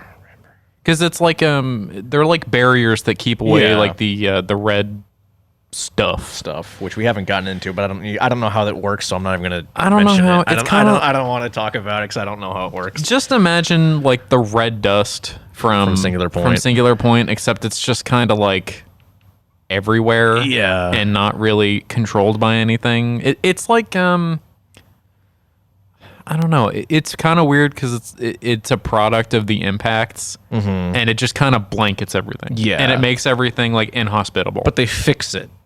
They fix it. Some weird thing. It's like a barrier thing that gets rid of it, and like actually the beginning of the movie, you also see them do it to like an entire section of like Paris. Yeah, I think it's just the entirety of Paris. The entirety of Paris, because there's like another branch of nerve there or something, and they needed something out of it. Yeah, and you get some really bizarre designs for enemies in that. Yeah, those weird walker things. Yeah, they're basically like barrel of monkeys, but in giant robots. Yeah, and they have a big gun. A big gun that's a lot like the particle cannon that Ramiel has at the in the first movie, except it doesn't scream when it's fired, which is sad. Yeah. Oh. Anyways, so then they leave the village. And they're going. They're back going to Antarctica, where the site of the second impact. Yeah, they go back on the Wonder. Shinji goes as well, and he willingly puts the choker on. The choker on. The DSS choker. Actually, no, they don't put it because they put him in the room, in like a very secure room that would like be ejected from the Wonder if he was to get out. Okay. So they actually don't put the choker on him. I remember that. Okay. Because Kaoru had taken it off of him, so there's no need, so we'll just put him somewhere more secure where he doesn't need it. And also because he willingly brought himself back on, Misato was like, well, he's here to like fix his whatever. Like if he didn't want to fix his doings, he wouldn't have come back. So you get. Once that started happening, you're just like, okay, he's trying to fix his shit in the good way instead of the bad way. Like an adult. Yeah. Like an adult. And then you get to the final stage of this movie, which is holy God. Well, for the first thing is that they end up in Antarctica. And there's some weird mind-bending shit where they break the water. Gendo he's trying to bring about not the fifth impact, but they literally call it an additional impact. Yeah, they don't number because it. They talk about, he's going to do the fifth impact. Oh wait, no, this is an additional impact. It's a different impact than the fifth impact. I don't understand how that works. So here's what I would have called it. Just call it the final impact. It's because not only would that get away from having ridiculous number conventions, but it would also actually give the era finality that this movie wants to give. Because this is the last one. It is. People are very confident that this is the last Evangelion media we're getting. Yeah. Which I don't know about that, but you know what? No, let it be, because like Anno's doing Shin Kamen Rider and Shin Ultraman. Just let him do more weird Toku stuff. No, I know, but in terms of like business and stuff, I have a feeling there's going to be a call for more Evangelion. I don't know. Whether it's different media or whatever, I don't know. Evangelion fans aren't happy with it. They're not. As far as I know, that's what I've heard. I haven't really seen anything like concrete, but I'm not surprised if that's the case. Whatever. They're like Star Wars fans. They can't be pleased. No, they can't. They're like Godzilla fans. They can't be pleased. Nope.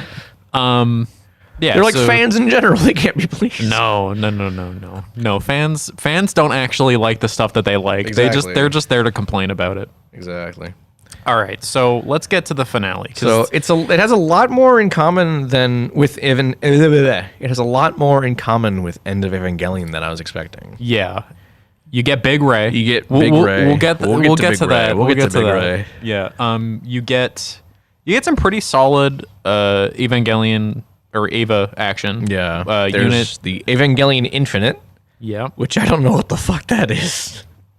It's just a whole swarm of.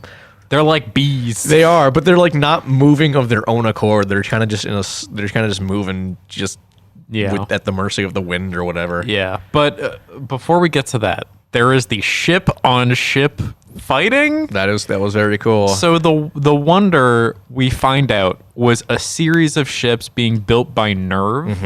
And the Wonder wasn't finished. Yeah, and they were meant to be like a part of the ritual to bring upon one of the impacts. We don't know how any of these rituals work, and it's never explained. Yeah. So Big surprise. as far as we know, you need 4 things to do a thing, and then it makes something open, and then need 4 there's things to do a thing. and then there's an Ava there that has to be like some sort of catalyst or whatever, Which is Unit 13. yeah, which is Unit 13.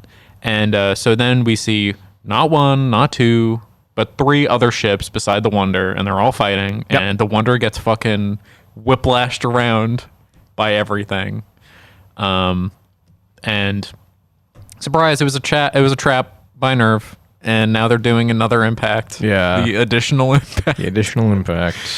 And it's bizarre. I'm gonna put in the clip of DJ Khaled going another one. Another one. Another one. Yeah. That's I'm gonna put that in here. That's how it felt. But yeah, I mean, there's some very weird, like, mind-bending visuals. Like, you get, like, when they get to Antarctica, they break through this weird layer of stuff. I think it's ice. I think it's just ice. It looks like ice, but then they go down into the whole like last half hour. Kind of, I don't understand it. I don't understand it either. Anyways, so they get down there. They're fighting. They launch both Avas. Yep. And it's Mari and Asuka in Unit 2 that now looks like a samurai, sorta. It was more like a tank to me. Tank, I don't know. It kind of looked. It had like samurai look to me. Also, this is another point where Mari is all self-aware. She sneaks up behind Shinji and she's like, "Guess who?" And she's like, "Is it the girl with the big tits?" She's like, yeah, it is. Yeah, I remember that. I didn't want to bring that up because it was really awkward. Yeah, I think it's funny.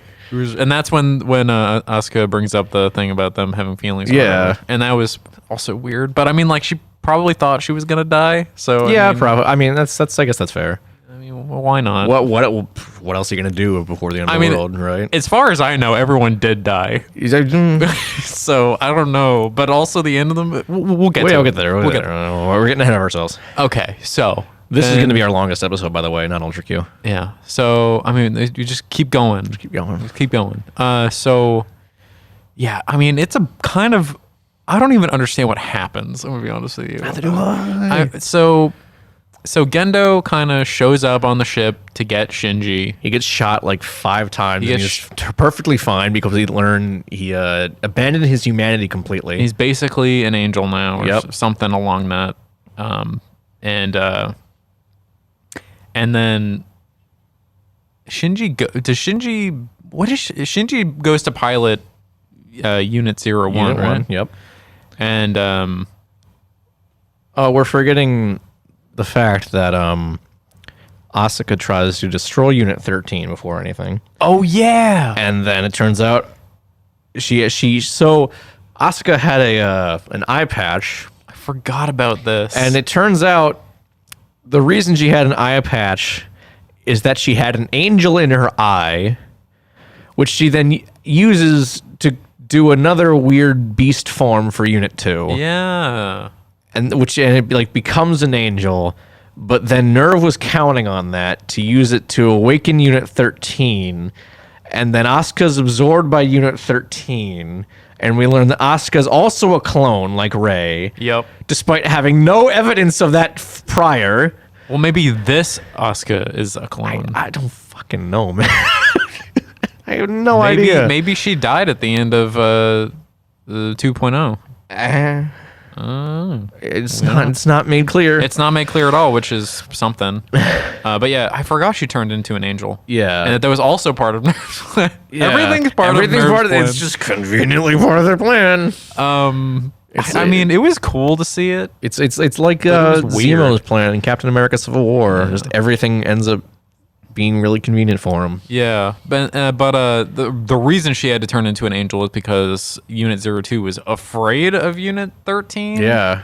And it's like, I can't get through that AT. It's my own AT field. Yeah. Why don't you just, I don't know. Why don't you get someone else to do Like it? we said, guys, this is a really confusing movie. Just get the ship and then just put the spear and just hold it and then make the ship fly on top of it. Honestly, that could have worked, I feel. I don't know. I mean, something stupid like that. Yeah. But anyways, So yeah, Gendo gets in Unit 13 Yep. to go start the additional impact, which will in turn do human instrumentality. Shinji goes after him in Unit 1, and there's a really weird but awesome fight sequence between the two. But it's very it's barely even a fight. It's more of just like a It's a battle of the minds. yeah. It's kind of there's a lot of talking. I challenge you to a duel of wits. There's a lot of talking, There and is. it's the And we learn Gendo is just as fucked up as his kid. yeah, and it honestly it's pretty cool. Yeah. I was hoping we get something like this. I liked the part where they're basically fighting on like a miniature set. I was gonna say that. I was like, what? It's just like a Godzilla movie. And then you could see like you can see like the lights. you can see and the stuff. lights. Yeah, and- it's cool. I'm pretty sure I could see. I saw like a boom mic Yeah, at one yeah. point. It's fun. It was pretty cool. Yeah, it we learned that like Gendo was just like Shinji who at his age, like kind of a loner. Yeah, and then he like explained the stuff with like Yui and like loneliness and whatever, and it was pretty good. It was pretty well Yeah. done, and you definitely got. I found myself kind of feeling bad for him. Oh, I always was just like Gendo sucks. Yeah, But, like- I mean that's kind of. but, like- I was unsure how to feel about Evangelion having like a concrete villain. Yeah, Because it's not really the franchise that lends itself to needing a villain. yeah, it doesn't. Again, stuff just happens. Yeah. And I think that I never really saw Gendo as the villain. I just saw him as a guy. Yeah. Who's But I feel just- like Thrice Upon a Dime definitely establishes him as the villain. Yeah. You know? I think you are correct. But also, I think that they at least make him compelling. No, yeah, absolutely. I'm not saying that. I think it's just weird to have that Yeah. aspect of. Well, what he was trying to do is really fucked up. So Yeah. I guess you really couldn't really make it ambiguous. yeah, but then Shinji's like, "Wait, Dad, don't do that." yeah. And then Gendo's like, Okay. "Wait." he has a similar moment to Dracula in season 2 of Castlevania. Yeah. And he's fighting his son. He's like, "Wait, I'm killing my boy." son. I don't want to do that." Yeah. Well, And- his whole thing was that he wants human instrumentality so that he can see Yui again. Yeah. And like be one with her or whatever. But then he's like, wait, my son He's still there. is a product Yeah. of Yui and me. Why am I neglecting him? Yeah, exactly. So then And, he sacrifices himself Yeah, he sacrificed to himself. save Stop Shinji it. and the rest of the world and lets Shinji have a nice, happy life. Yeah. And the Wonder makes him a new spear Yep. to With which to sacrifice himself. with which to sacrifice himself. And wait, Unit 01 also sacrifices itself? Sorta. It like grabs Unit 13, and as we know, Unit 01 is Shinji's mom. Yeah. And at this point, Shinji definitely knows it's his mom. Yep. Because he's like, wait, Mom? Mother?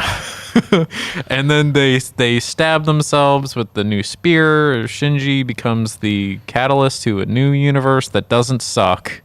And Which we learn this is like kind of not the first time this has happened. because then you kind of hear Rei talking about, she says the words in Neon Genesis Evangelion. Do you follow Dave Oshry on Twitter? No. You don't have Twitter, that's right. Dave Oshry is the CEO of New Blood Interactive. They're a video game publisher that does really cool indie games. And he was kind of live tweeting him watching Thrice Upon a Time. Live tweeting, there was like 5 tweets. But the one that really made me laugh was like, man, I can't believe Shinji really said, what is this, some kind of Neon Genesis Evangelion? And it's like, and then he replied later like, You think I'm kidding, but this basically happens in the movie. Yeah. Oh my god. What are we, some kind of Suicide Squad? What are we, some kind of Suicide Squad? No, yeah, there was something. There's a lot of weird shit. Yeah, but that goes establishes that like this is a separate timeline. Yeah. Both Evangelion things are canon, and this is just a different Evangelion happening again. a different one that is more positive. Yeah, so with Gendo's sacrifice, Shinji is allowed to create a new universe, and he wants to create one without Eva's, so people will all be happy. Yep. And he Well- does. Well, before that whole thing, we do get the last Oh god. we get Big Ray. We get Big Ray, but it's so much worse. But I'm gonna be honest with you, I don't know why we get Big Ray. I don't know why either. Because Ray, the reason Big Ray happened in End of Evangelion is because Ray fused with Lilith Yes. and Adam Yes. and became Big Ray. Yes. In this movie, Ray's gone. Yes. She's out of the picture. Yes. Except for like a little spirit Ray that you see inside of Unit 01 that I honestly don't understand why she's there. I think it's just the leftover from the end of You Cannot Advance. That's probably correct. I believe. Yeah. So you get Big Ray. And But it's so much worse than the Big Ray and End of Evangelion, because instead of doing, the usual 2D art style, they go ahead and be like, oh no, we're going to do it 3D CGI and have it be hyper realistic. Yep. Because that's what people want. Yeah, and then she has disembodied hands. Yep. And Fucking hate it. and I fucking hate it. it just looks like they got like a Japanese lady to put a mocap thing on and just do like facial animation. They It's probably did, honestly. It's super weird. It's very unsettling. It is in a franchise that has a lot of unsettling things. This may have been the most. and I don't know whether it's good unsettling or bad unsettling. Oh man. But it was definitely something, and that was the thing that I had messaged you about this being really Yeah. fucking Yep. weird. Yep. And Yep. I said to you, this is different, Dave, and you're just like, okay. Yeah. Yeah, I did say that. So, yeah, Big Ray Ray. version 2, Version 2.0. version 2.0. Big Ray 2.22. 2.22. You cannot advance. You cannot That's what the movie should have been called. you cannot redo because you can never get that out of my head. Yeah. Yep. But But- yeah, Shinji makes a new world and everything's cool. Yep. No Big Rays, no Big Avas. Everyone's alive. Everyone's the correct age. So here's the thing that confused me. At the end, when he remakes the world and it's basically like normal life. Yep. And you see everyone from the show just kind of around. Yeah. Like at a train station, I think. Mm-hmm. Why is he with Mari? I don't know. You know what it is? She got the big tits. I mean, you could say that. Shinji's a man of culture. What can you say? You could say that, but honestly, like he had the. I don't want to say I mean, he had the best relationship with Ray. Mm-hmm. And he also had a really good relationship with Kaoru, who you see both of them. Yeah, they're talking to each other. They're talking to each other, and So I don't know why he ends up with Mari, because she's kind of been a non-presence in the she doesn't films. really do anything. She doesn't. And like they could have built her to be like some kind of a I don't know. to be like a romantic partner to Shinji, but you don't get that anywhere. all, You just see her aggressively hitting on him. Yeah, which And- I mean, I guess guess. that's enough. I guess, but also like it's not really a good payoff because Yeah, no. you have a lot of chemistry. I mean, again, this is weird because Rei is Shinji's mom. Yep. Or a copy of Well, I guess her. in this new universe, It doesn't Probably matter. it's not just a clone of his mom. Yeah. But I don't know. It's just it's I mean, does weird. Shinji ever know that Rei is a clone of his? I can't remember. I don't know. I don't think he ever figures that out. I think he probably discerns it. I don't know. Guess I gotta watch the movies again. Yeah. But yeah, I mean that's basically it. I thought it was pretty satisfying. It was definitely, I mean, here's the thing. People get mad about the endings to these movies, but I don't know how you end them. Yeah. I don't know how you're supposed to end this show or these movies. There's absolutely no way they could have ended it that would have satisfied everyone. Like that would have been an impossible task. Like how are you gonna end it? You're gonna end it with the world being destroyed. You're gonna end it with a big fight. I mean, you got that, but this is a happy ending. Yeah. This is like what. And then it has some live action footage of Anno's hometown. Yeah, like and this it implies that they're all out there in the real world living their best life. Yeah, and the whole You point. meet Shinji on the street. The whole Be like, point. hey, Shinji, you fucking bitch. The whole point You of the almost show. destroyed everyone. I mean, you get a lot of theming in the show about like basically saying that like the show is escapism. Yeah. The same thing with the movie, and like it kind of bleeds into that a bit with the end of the show showing that it's like, oh, it's the real world now, whatever. It's like stop with the escapism, go live your life and whatever. Like I think that's pretty satisfying. Yeah, it is. I think so too. I don't know how you're supposed to end this story. It's one of those things where the journey is more compelling than the destination. Yeah. Like there's nothing that can do that's going to satisfy anyone. Mm-hmm. Like if you like the imagery and the story and whatever, you can watch it over and over again. But the ending is the ending. Like it's Right. whatever. Like I was satisfied with it. But like I said this to you, like every time I hear about Evangelion, it's just people getting mad about shit. So That sounds about right. I don't know. I mean, people are impossible to please. Yeah. What did you think? I mean, I liked the ending. Yeah. I thought it was satisfying. You know, after all this time, everyone gets a happy ending. Yeah. I mean, You know what? again, They deserve it. again, I don't think this is the end of Evangelion. I would like it to be. I don't see a need for any more personally. I would like it to be too, but I mean, we are Godzilla fans, That's true. so we've seen stuff go on way longer than Anno, it should. Anno is pretty. He's pretty exact about things. That's fair. Like he said specifically, I don't want to do a Shin Godzilla 2. That's fair. And despite fans wanting a Shin Godzilla 2, with Anno not involved, there's no way it would be good. Yeah, I don't want a Shin Godzilla 2 either. I just want new stuff. Yeah. I don't. If we were to get any more Evangelion, I think it would be without Anno's involvement. Me too. Thus, it wouldn't be as good. Well, that's why I'm saying I feel like, you know me, I'm pretty cynical. Mm-hmm. So whenever I see stuff that makes a lot of money, I'm just like, oh, they're going to continue on with that for sure. And Evangelion makes a shit ton of money, Mm-hmm. especially in Japan, and increasingly in wide releases. Yeah. So, and with the Rebuild movies being on Amazon, and with the show and End of Evangelion being on Netflix, I mean, it's like top viewed on Netflix right now. So there's gonna be it's gonna bring a lot of revenue, of course, and studios love money, and so whatever. I don't want to leave it on a downer, but I don't think that this is the end, even though me and you would like it to be, because this is a great ending in my opinion. Yeah, I think so too. I think it wraps everything up. It's positive. Hell, we needed some positivity with this franchise. It's confusing, but you know, it's fine. Again, That's on brand. on brand. Yeah. Color me confused. Yeah. So yeah, I mean that's the show. That's that's the movies. Yeah. I mean we We're at can an- call it loose plot. We're at an hour and 45 minutes. Oh no.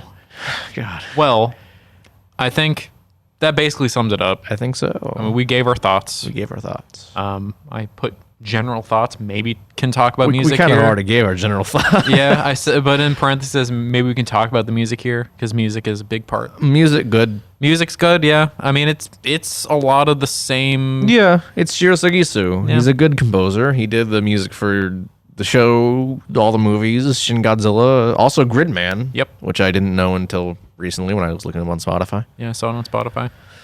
Yeah, so music's great. A lot of it is re-recorded pieces from NGE. Yep. And then there's some original pieces of music that are fantastic. So I think all the movies except for the last one are on Spotify. Yeah, all the soundtracks are on Spotify except for Thrice Upon a Time, which I imagine will be coming soon. Probably.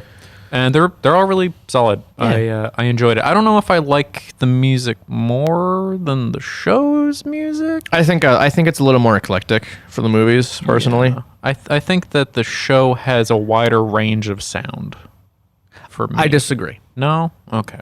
Because I think at this point Shiro Sagisu has, because Neon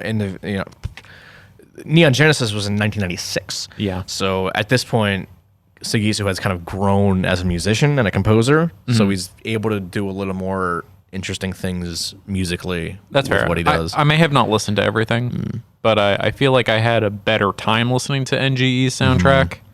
But I mean, I still liked all of it. Yeah. I just think that the music from the show is like, I don't know, maybe it's because I watched the show first. I don't know. Whatever. I don't know. It's all great. Yeah, it is. Yeah. All the music's great. Go listen to it if you want. If you like listening to music on its own without a show. If you like music. Yeah. Period. Yeah. And unlike the show, the music is not that sad. Yeah. Yeah. It's actually pretty upbeat. All right. And do anything else? That's about it. That's about it. We did it. We did it. I think that my outline helped. I think you're right. We should do this. I'm gonna more often. give you the assignment of doing outlines for future episodes. Then. Okay. Well, audience, let us know how we did. Yeah. The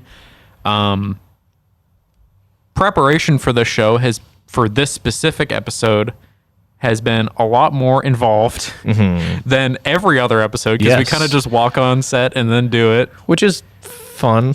which is fun because we get confused and Yeah. stuff. But I feel like with a little bit of an outline, it makes stuff a little bit more coherent. We'll try to be a little more coherent in the future. So if for y'all- you guys, so if you guys have any opinions on this new kind of setup, Yeah. let us know on our socials.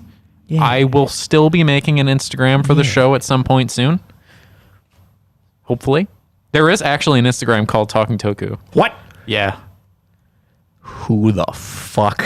I don't know. I looked it I'm up. looking them up right now. I looked it up and it has no posts. Oh my god. I'm gonna have some words for these guys. It's like, hey, can I have this Instagram account? Because we have. Can I have your account, please? We have a show. That's Brian, while I'm doing this, Yeah. what do you want to talk about next time? That's what I want to know. I feel like it's been a while since we've talked about something Toku. Yeah, I think you're right. I mean, we could talk about. Motherfucker. It's Talking Toku podcast, too. Yeah.